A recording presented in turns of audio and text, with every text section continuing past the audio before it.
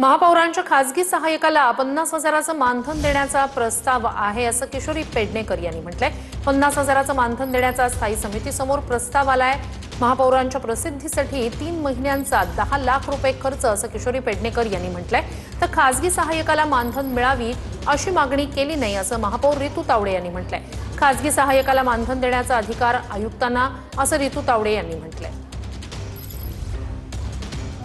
साठी 3 महिन्याला 10 लाख दिले जात आहेत आणि ते पण बाहेरून ठेवले।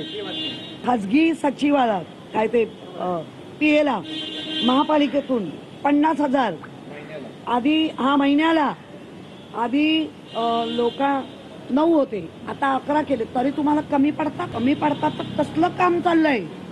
जे काम अनेक वर्ष जे सगळ्या महापौरांनी केलं तेच तुम्ही करताय। आपली हद्द सोडून तर काम नाही करणार, पण हद सोडून तुम्ही मागणी करताय।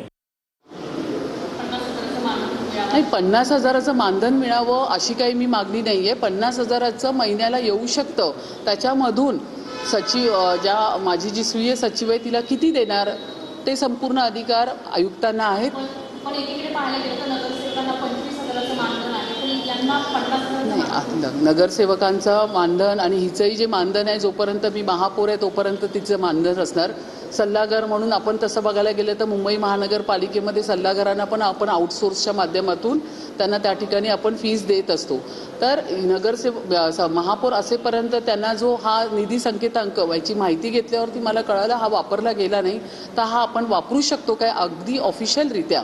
त्याच्यावरती 50,000 दिलेले आहे, त्या 50,000मधली किती पगार त्या मानधन पगार नाही म्हणता येणार, मानधन म्हणून स्वीय सचिवाला देता येईल तो अधिकार आयुक्तांचा आहे आणि अधिकार त्या पद्धतीने आयुक्त ठरवतात।